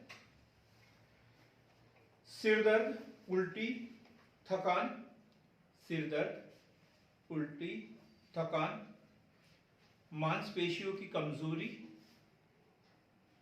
मांसपेशियों की कमजोरी, ऐंठन, ऐंठन आदि होते हैं। क्या? लगातार सिरदर्द, उल्टी, थकान, मांसपेशियों की कमजोरी, ऐंठन आदि होते हैं। क्या काम है सोडियम का हमारे शरीर में? तंत्रिका तंत्र, बहुत ही शानदार, ठीक है। तंत्रिका तंत्र में पेशियों के संकुचन में, पेशियों के संकुचन में, और सबसे महत्वपूर्ण काम रक्त दाब नियंत्रित करने में, रक्त दाब नियंत्रित करने में सोडियम। सोडियम क्या क्या पढ़ा अपन ने? सोडियम के महत्वपूर्ण स्रोत में क्या पढ़ा अपन ने? साधारण नमक, दूध, मछली, अंडा, मांस, ठीक। इसकी कमी से हाइपोनेट्रीमिया नामक बीमारी होती है। इसमें सिर दर्द, उल्टी, थकान, मांसपेशियों की कमजोरी और ऐंठन। क्या काम है इसका? तो पेशियों का संकुचन तंत्रिका तंत्र में और रक्त दाब को नियंत्रित करने, रक्त दाब को नियंत्रित करने। दूसरा कौन सा खनिज तत्व आवश्यक है हमारे शरीर के लिए? दूसरा पोटेशियम, दूसरा है पोटेशियम।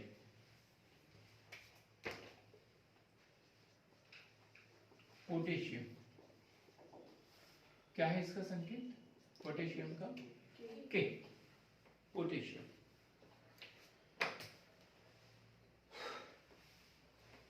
वही काम जो सोडियम के है वही पोटेशियम के भी काम पे। हाइपोकैलेमिया, पोटेशियम की कमी से हाइपोकैलेमिया, हाइपोकैलेमिया बीमारी,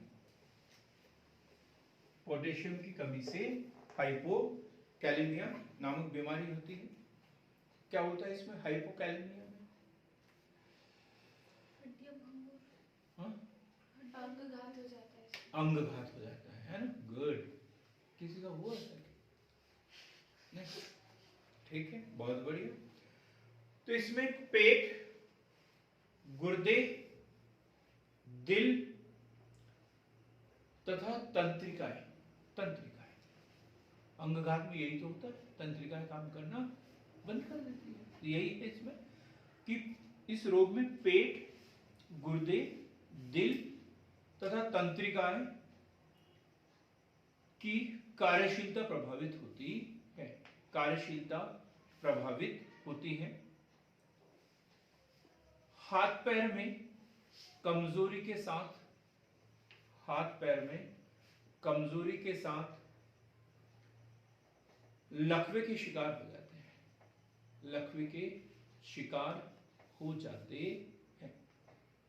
हाथ पैर में कमजोरी के साथ लकवे के शिकार हो जाते हैं। क्या पढ़ा हमने? पोटेशियम। पोटेशियम तो क्या कार्य है इसके? काय में पाया जाता है पोटेशियम, सभी खाद्य पदार्थों में पाया जाता है, ठीक। और ये कोशिका में होने वाली पेशीय संकुचन, रक्त दाब नियंत्रण, तंत्रिका तंत्र सबको प्रभावित ये करता है। इसकी कमी से कौन सी बीमारी? हाइपोकैलेमिया। क्या होता है इसमें? पेट, गुर्दे, दिल तथा तंत्रिकाओं की कार्यशीलता प्रभावित होती है और इसके कारण क्या होगा? फिर लकवे के शिकार हो जाते हैं, ठीक। अब हम पढ़ेंगे कैल्शियम। अगला जो है कैल्शियम।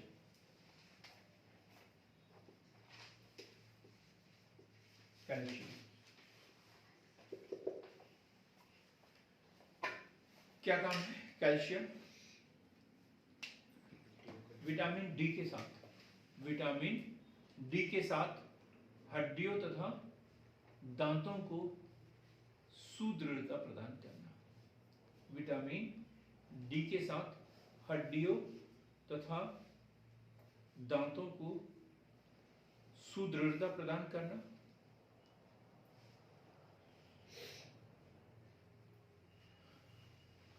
काय से मिलता है कैल्शियम? पनीर, दूध, अंडा, हरी सब्जियां, चना, रागी, मछली, इन सब से मिलेगा। ज्यादा लिखने की जरूरत नहीं है। इसकी कमी से क्या होती है? एक बीमारी होती है, उसका नाम किसी को पता हो तो बता दो। जैसे हाइपोनेट्रेमिया, हाइपोकैलेमिया, वैसे ऑस्टियोपोरोसिस है ना,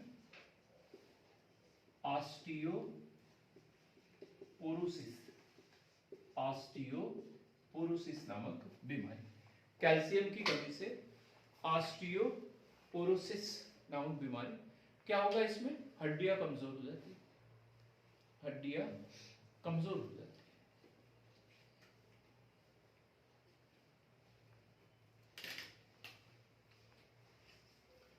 फिर फास्फोरस, अगला जो घटक फास्फोरस।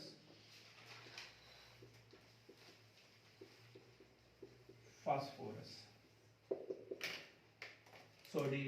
सोडियम, पोटेशियम, कैल्शियम और फास्फोरस। दांत तथा हड्डियां, दांत तथा हड्डियों को सुदृढ़ता प्रदान करता है।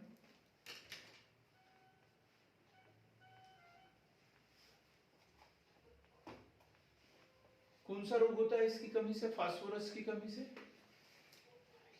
फास्फोरस की कमी से अर्थराइटिस, जोड़ों में दर्द, जोड़ों में दर्द या अर्थराइटिस, जोड़ों में दर्द या अर्थराइटिस।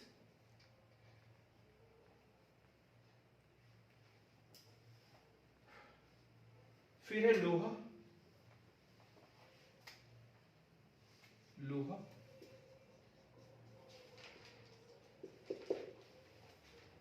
लोहा काय के लिए जरूरी होता है?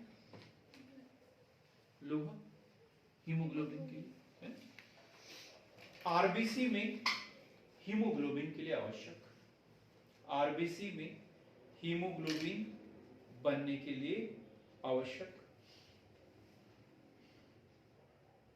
किसमें पाई जाती है लोह तत्व की कमी? अधिकतर महिलाओं में और बच्चों में, बच्चों में, महिलाओं में आयरन की गोली दी जाती है। आरबीसी में हीमोग्लोबिन, हीमोग्लोबिन के बनने के लिए आवश्यक है, बनने के लिए आवश्यक है। लोह तत्व की कमी से कौन सी बीमारी? अरक्तता, एनीमिया, अल्प रक्तता या एनीमिया इससे हो जाता है। क्या लक्षण है इसके? एनीमिया के नहीं तो 3 नंबर का क्वेश्चन आया और लिख लिया, लोह तत्व की कमी से होने वाली बीमारी, है ना, इतना तो लिखेंगे तो हमें 3 नंबर मिलेंगे क्या? बिल्कुल नहीं। तो चक्कर आने वगैरह ये सब है, तो लिखेंगे इसके लक्षण। आंखों के सामने क्या हीरो हीरोइन की फोटो दिख जाना, हाँ क्या आंखों के सामने अंधेरा, अंधेरा छा जाना, आंखों के सामने अंधेरा छा जाना, चक्कर आना, भूख नहीं लगना, भूख नहीं लगना। कितना चाहिए लोहा हमेशा एक वयस्क व्यक्ति को? चलो हम इकट्ठे लिख लेंगे इसे, ठीक है। हमने क्या पढ़ा? लोह। एक और पढ़ेंगे आयोडीन। आयोडीन अगला जो घटक है वो है आयोडीन।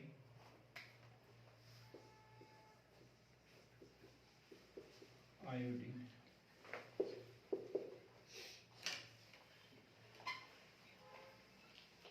काय के लिए आवश्यक है?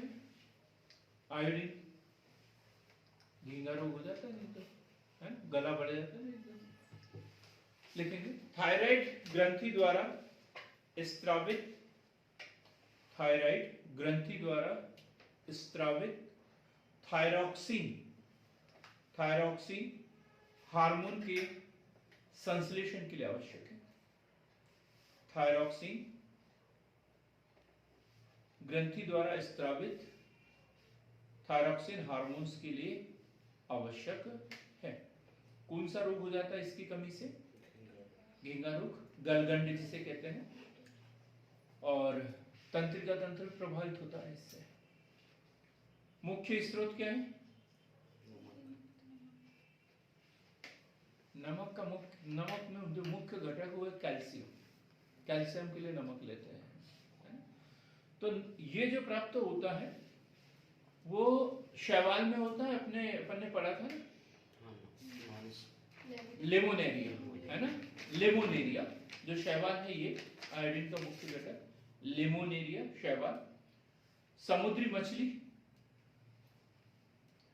समुद्री भोजन, सिंगाड़े वगैरह जो भी है, समुद्री भोजन। हरी पत्तेदार सब्जियां, हरी पत्तेदार सब्जियां, और आयोडीन युक्त नमक, आयोडीन युक्त नमक। तो ये हमने खनिज तत्व पढ़े, और कितने पढ़े हमने? 6, और जबकि वो कितने 29 होते हैं शरीर में, लेकिन हमने मुख्य खनिज तत्व पढ़े जो 6 हैं। अब कितने चाहिए हमें? तो सबसे पहले सोडियम की जो मात्रा होती है, दैनिक मात्रा, एक दिन में कितना सोडियम चाहिए हमें? 1 से 2.5 ग्राम, बहुत ही कम, 1 से 2.5 ग्राम। पोटेशियम 1 ग्राम, पोटेशियम कितना चाहिए? 1 ग्राम। कैल्शियम 1 से 2 ग्राम, 1 से 2 ग्राम। फास्फोरस वो भी उतना ही, 1 से 2 ग्राम। लोह 25 से 35 क्या चाहिए? 25 से 35 क्या? ग्राम, किलो, टन, क्या चाहिए? कैसे पूछ रहा था? मिलीग्राम, mg, मिलीग्राम चाहिए, है ना, बहुत कम चाहिए, ये नहीं तो पतली बन जाएगी। मिलीग्राम, है ना। तो लोह कितना? 25 से 35 मिलीग्राम चाहिए। आयोडीन कितना चाहिए होगा? इससे भी कम, इससे भी कम, 20 milligram, 20 mg iodine, 20 mg। Clear हो गया? खनिज लवण हमने पढ़ लिए कितने? 6। अब हम पढ़ेंगे जल। जल है तो नल है, और नल है तो कल है, नहीं तो कुछ भी नहीं, कुछ भी नहीं। तो जल की बात कर रहे हैं। धरती पर कितने प्रतिशत भाग पर जल पाया जाता है अंकित? धरती का कितना प्रतिशत भाग जल से डूबा हुआ जलमग्न है? 70%। उसी प्रकार हमारे शरीर का भी कितना प्रतिशत भाग जल से बना है? 70% के लगभग। बिल्कुल तासीर हमारे धरती के समान। इसलिए तो बोलते हैं हमारा शरीर कैसे बना है? पंच तत्व से बना हुआ, उसमें से जल भी एक है। ठीक। तो जल मानव आहार का एक महत्वपूर्ण भाग है। मानव शरीर के भार का लगभग 65 से 70% भाग जल है। मानव शरीर के भार का लगभग 65 से 70% भाग जल है। कौन सी बीमारी होती है इसकी कमी से?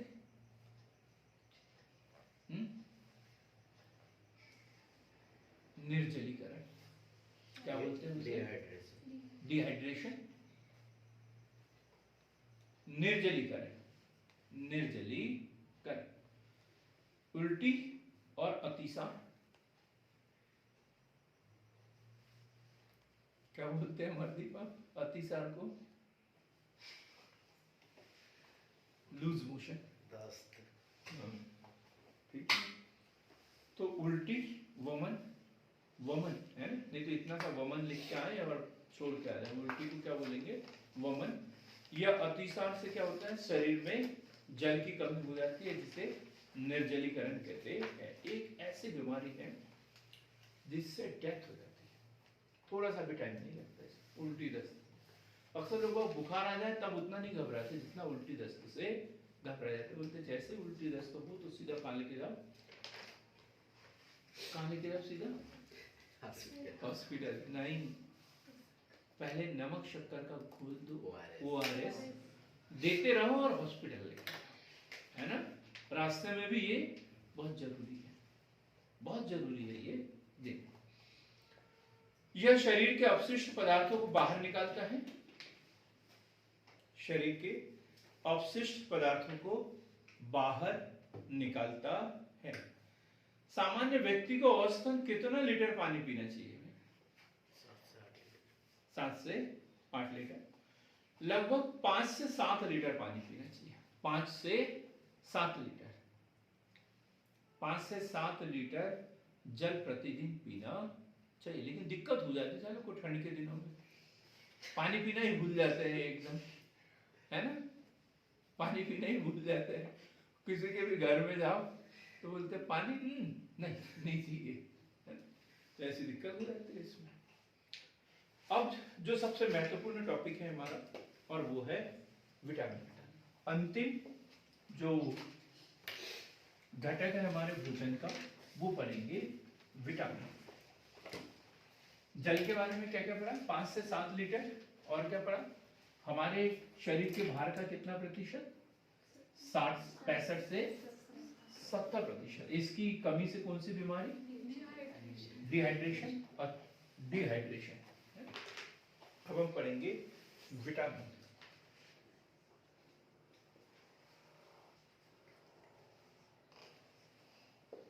विटामिन, ठीक है। विटामिन किसने की थी खोज इसकी? हंक ने नहीं की थी, हॉपकिंस, है ना? खोज इसकी हॉपकिंस ने की थी, लेकिन विटामिन शब्द का प्रयोग 1911 में हंक ने किया। फंक ने किया है। तो दोनों, है ना? यहाँ कंफ्यूजन है तो उसको अच्छे से लिखेंगे। खोज और शब्द का प्रयोग। तो खोज किसने की है? विटामिन की खोज F. हॉपकिंस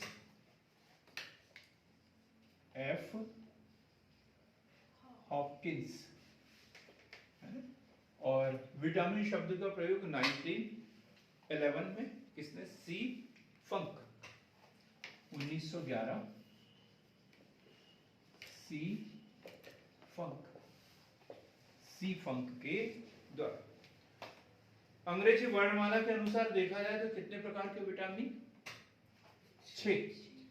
ए बी सी डी ई और के। ए बी सी डी ई और के। क्या काम है इसका?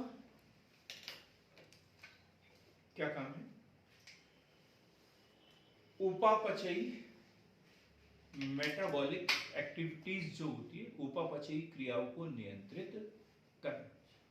उपापचयी क्रियाओं को नियंत्रित करना, नियंत्रित करना। तो विटामिन ए और बी, विटामिन ए बी की खोज किसने की? विटामिन ए बी की खोज कोई बता दे? मैकुलन। ए और बी की खोज मैकुलन, मैकुलन। विटामिन ए और बी की खोज मैकुलन। सी की खोज किसने की? होलकट। सी की खोज ये मैकुलन, सी की खोज होलकट, और डी के बारे में भी पढ़ लेते हैं। डी की खोज हॉपकिंस, डी की खोज हॉपकिंस ने की थी। डी की खोज हॉपकिंस ने की थी। कितने भागों में बांटा गया है विटामिन को? 2 भागों में बांटा गया है। एक जल में घुलनशील और वसा में घुलनशील। जल में घुलनशील, ये क्वेश्चन बहुत बार पूछा गया है, कंफ्यूज हो जाते हैं। और वसा में घुलनशील। जल में घुलनशील और वसा में घुलनशील। तो जल में घुलनशील सिर्फ 2 है, बी और सी। वसा में घुलनशील कौन से? ए डी ई और के। ए डी ई के वसा में घुलनशील। जल में घुलनशील बी सी और वसा में घुलनशील ए डी ई के। तो सबसे पहले हम विटामिन ए पढ़ते हैं। विटामिन ए क्या बोलते हैं इसे?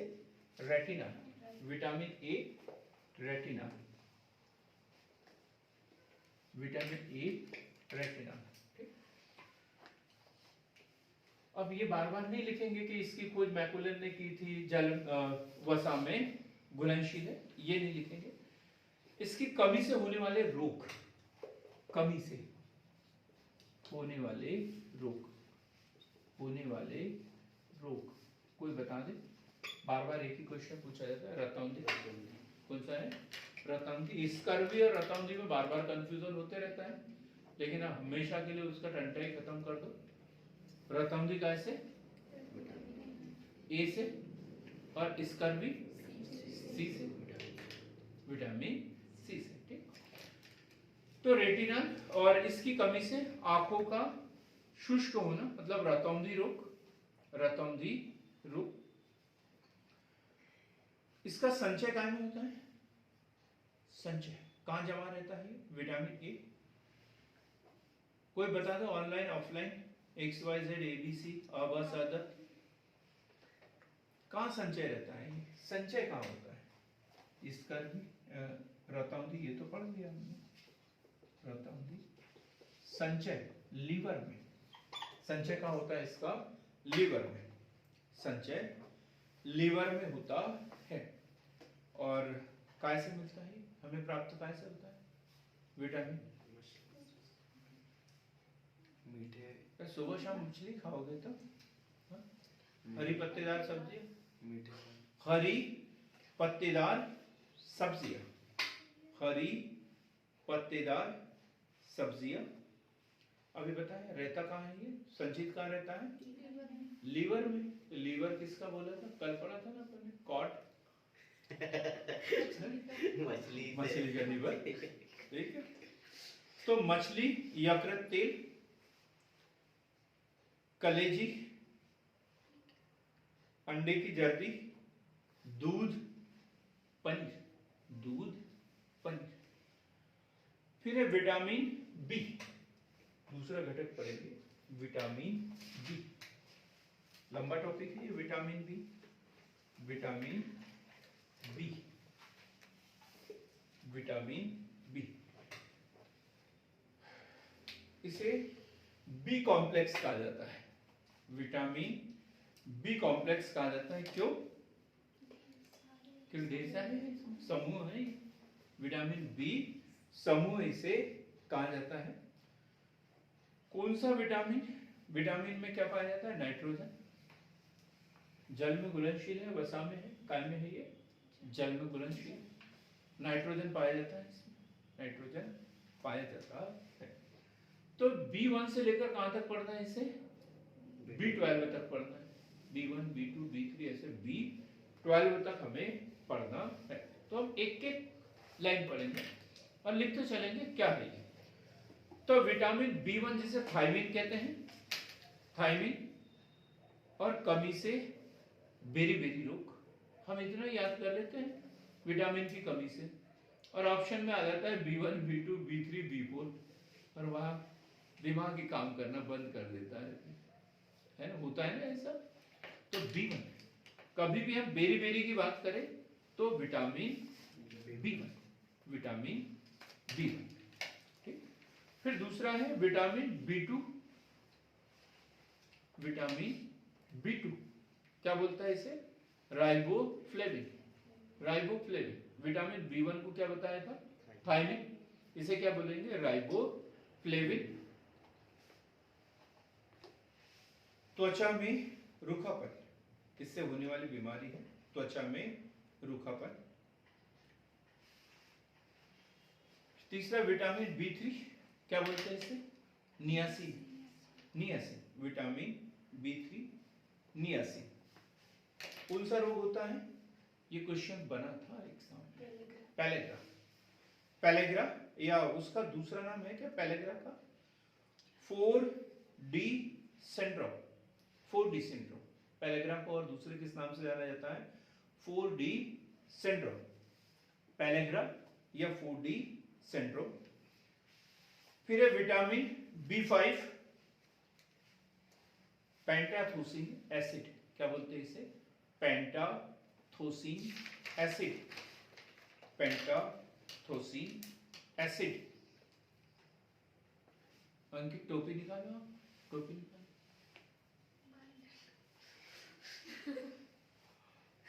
ये इसे बीमारी होती है। टोपी क्यों निकालने लगा? बालों का सफेद होना, बालों का सफेद होना, ये बीमारी होती है इससे, ठीक है। बाल सफेद हो जाते हैं और मंदबुद्धि, मंदबुद्धि, ये दो बीमारी होती है इससे, ठीक है।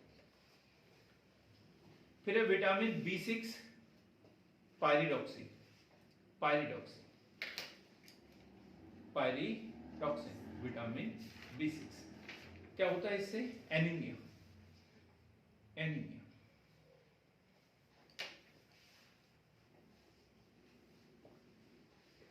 फिर है vitamin B7 biotin, B7 biotin. कौन सी बीमारी होती है इससे? लकवा, लकवा, ठीक। फिर अब थोड़ा सा शॉर्टकट कर देते हैं। विटामिन B11, B11 क्या बोलते हैं इसे? Folic acid, folic acid. काय के लिए दिया जाता है फॉलिक एसिड? फॉलिक एसिड खून की कमी को दूर करने के लिए दिया जाता है। तो लिखेंगे लाल रक्त कणिकाओं की परिपक्वता के लिए आवश्यक, लाल रक्त कणिकाओं की परिपक्वता के लिए आवश्यक vitamin B11 folic acid. Last है विटामिन B12, विटामिन B12 क्या नाम है इसका? B12 का cyanocobalamin, cyanocobalamin, cyanocobalamin. इसका भी वही काम है, कौन सा? लाल रक्त कणिकाओं की परिपक्वता के लिए, और नहीं है तो फिर क्या होगा? पांडु रोग। पांडु मतलब पीलिया, पीलिया होता है ना इससे। और इसी के बाद में पीलिया के अंतिम स्टेज पांडु रोग कहलाता है। जब शरीर फूल जाता है, फिर उसका इलाज नहीं है कोई। कैंसर से खतरनाक कोई बीमारी है तो ये बीमारी है। कैंसर से भी खतरनाक बीमारी मानी जाती है हेपेटाइटिस बी, और इसके बाद में पीलिया पांडु रोग। फिर अब हम पढ़ेंगे vitamin C. Vitamin C, vitamin C, vitamin C क्या नाम है इसका? Ascorbic acid. एस्कॉर्बिक एसिड जल में घुलनशील है, ये तो लिख लिया हमने। स्कर्वी रोग, SCURVY, स्कर्वी रोग। क्या लक्षण है इसके? स्कर्वी रोग कहाँ से संबंधित रोग है ये? दांतों से, दांतों से संबंधित है बस। मसूड़ों में से खून आना। हाँ, मसूड़ों से खून आना, ये है। तो स्कर्वी रोग मसूड़ों का फूलना, मसूड़ों से रक्त आना, इसके लक्षण है। अभी तो फेल हो जाते हैं ये क्वेश्चन आ जाता है ऐसा। हम लोग अभी टेस्ट भी है हम लोगों का आज। हाँ, अभी मौखिक होगा ना। और ये काय में पाया जाता है? खट्टे रसदार फलों में पाया जाता है। ये खट्टे रसदार फल, जैसे नींबू, संतरा, मौसम्बी, आंवला, टमाटर, इन सब में पाया जाता है। फिर विटामिन डी। विटामिन डी किस नाम से जानते हैं इसे? कैल्सीफेरॉल। विटामिन डी, बहुत शानदार। Calciferol, calciferol, calciferol. क्या होता है इसकी कमी से? ये होता काय के लिए विटामिन डी? हड्डियों को मजबूती देने के लिए, है ना। स्किन वगैरह उसके लिए भी जरूरी है विटामिन डी, है ना। सूर्य की किरणों से क्या होता है? हमारी त्वचा में जो है इसका सृजन होता है। किरणों में नहीं पाया जाता, किरणों के कारण हमारे त्वचा में इसका सृजन होता है, विटामिन डी। इसकी कमी से रिकेट्स, बच्चों में होने वाला रोग। दो रोग होंगे इसके, बच्चों में अलग और बड़ों में अलग, वयस्कों में अलग। तो बच्चों में कौन सा रोग होगा? Rickets, rickets. और बड़ों में, वयस्कों में ऑस्टियोमेलेसिया, ऑस्टियोमेलेसिया, ऑस्टियोमेलेसिया नामक रोग हो जाता है। रिकेट्स का दूसरा नाम क्या है? रिकेट्स का दूसरा नाम क्या है? सामान्यतः क्या बोलते हैं इसे? सूखा रोग, सूखा रोग, है ना। रिकेट्स को सूखा रोग भी कहते हैं। Vitamin D.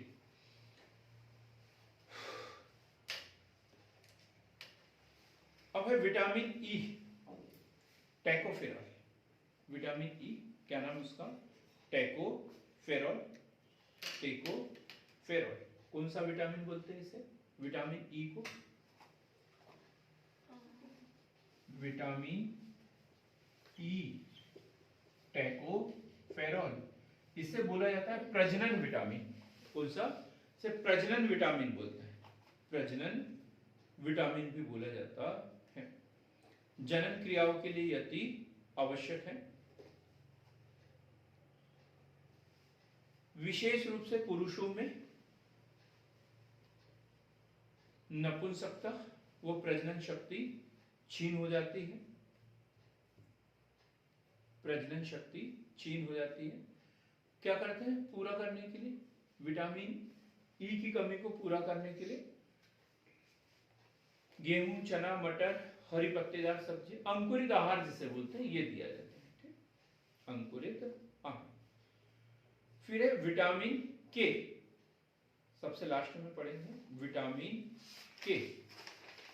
फिलोक्विनोन, इसका नाम क्या है? फिलोक्विनोन। विटामिन के, विटामिन के। सबसे लास्ट में विटामिन के, क्या नाम बताया इसका? फिलोक्विनोन। रक्त का थक्का जमने में सहायक है, है? रक्त के स्राव को रोकने वाला है, रक्त का थक्का जमाने वाला। क्या करता है ये? ठीक करेंगे इसे थोड़ा सा। रक्त का थक्का जमाता है, बनने से रोकता है? रक्त का थक्का नहीं, बनने से रोकता है। बनने से रोकता है। ठीक। मानव शरीर में इस विटामिन की कमी से रक्त का थक्का नहीं बनता। ठीक करो। इसकी कमी से रक्त का थक्का नहीं बनता। यदि चोट लग जाए, कुछ हो जाए, तो फिर रक्त बंद नहीं होगा यदि विटामिन के नहीं रहेगा तो। ठीक। तो रक्त का थक्का नहीं बनता और कटे स्थान से रक्त का अत्यधिक स्राव होता है। एक है प्रोथ्रम्बिन। प्रोथ्रम्बिन क्या है ये? प्रोथ्रम्बिन विटामिन के कारण यकृत में प्रोथ्रम्बिन का निर्माण होता है और यही रक्त के थक्के को जमाने में सहायक होता है। ये दोनों तीनों चीजें एकदम रिलेटेड है, याद रखना। रक्त के स्राव को रोकने वाला विटामिन है जो यकृत में प्रोथ्रम्बिन के निर्माण के लिए आवश्यक है। यदि विटामिन के नहीं है तो कोई चोट लग जाए, कट जाए, तो फिर रक्तस्राव रुकेगा नहीं। रक्तस्राव रुकेगा नहीं। तो इस तरीके से हमने विटामिन पढ़े। कितने? 6। A, B, C, D, E और K। अब कुछ क्वेश्चन हम पूछेंगे जो हमने पढ़ा उसी से संबंधित ही है, तो जल्दी जल्दी जवाब देंगे, बिल्कुल भी टाइम नहीं लगाएंगे। ऑनलाइन वाले भी बताएंगे। सबसे पहले मैं ऑनलाइन वालों से पूछ रहा हूँ, स्टार्च क्या है? स्टार्च क्या है? ऑनलाइन वाले बताएं, जल्दी से बताएं। स्टार्च क्या है? Monosaccharide, disaccharide, polysaccharide. स्टार्च अब तो याद आ गया होगा। पॉलीसेकेराइड, वेरी गुड, बहुत शानदार। आयोडीन की कमी से कौन सा रोग होता है? ऑफलाइन वाले बताएंगे, जल्दी से बताओ। घेंगा रोग। घेंगा रोग।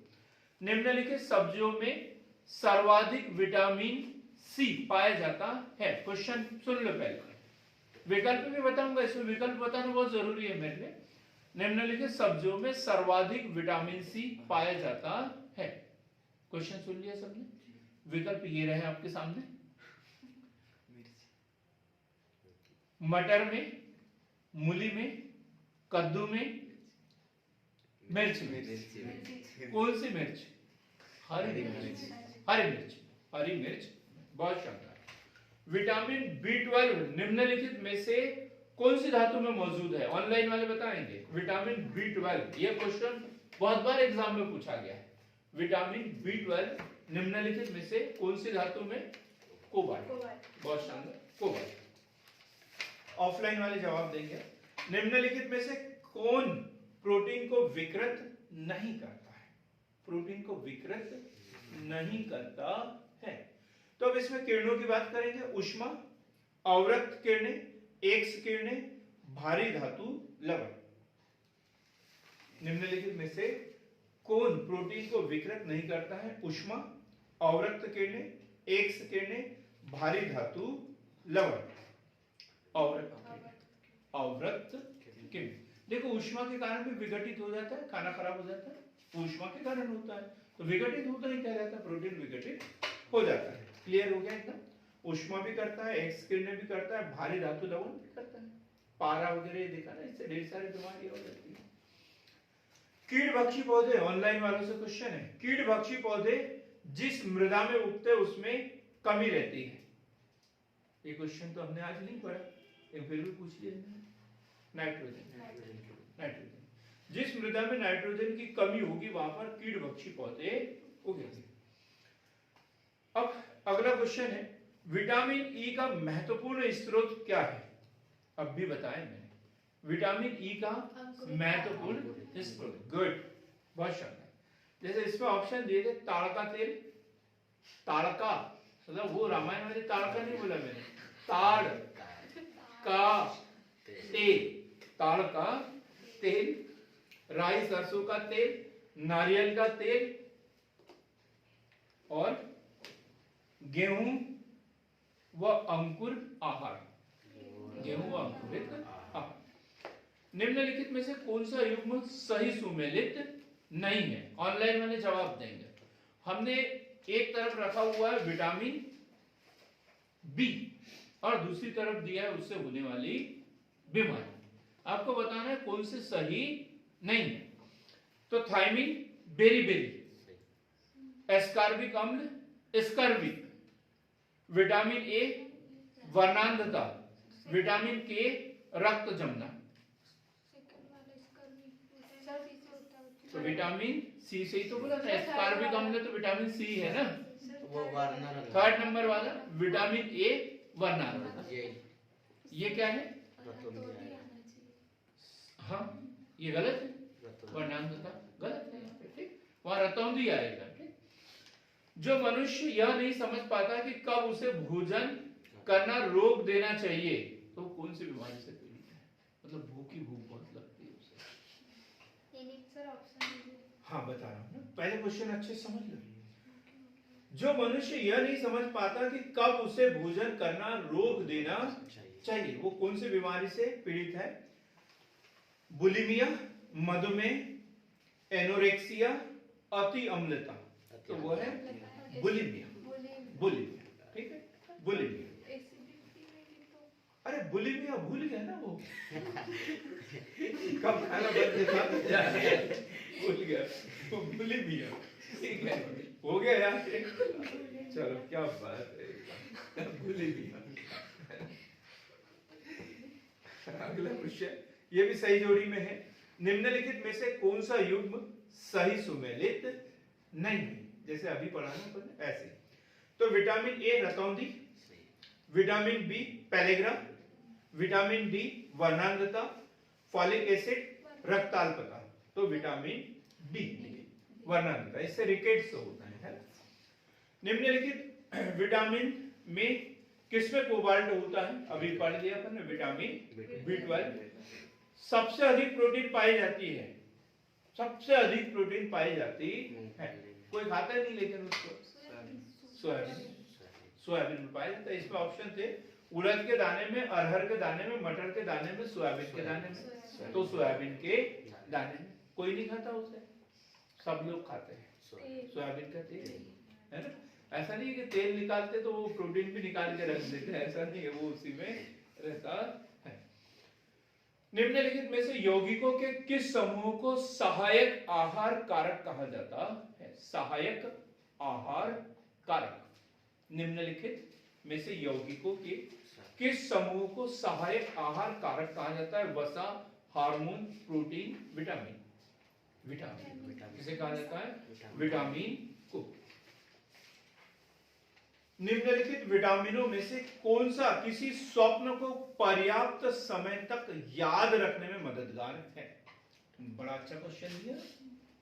निम्नलिखित में से कौन सा विटामिन किसी स्वप्न को पर्याप्त समय तक याद रखने में मददगार है? उसमें दिया है vitamin A, vitamin D, vitamin C या B6। विटामिन B6 सपने को याद रखने में मददगार है।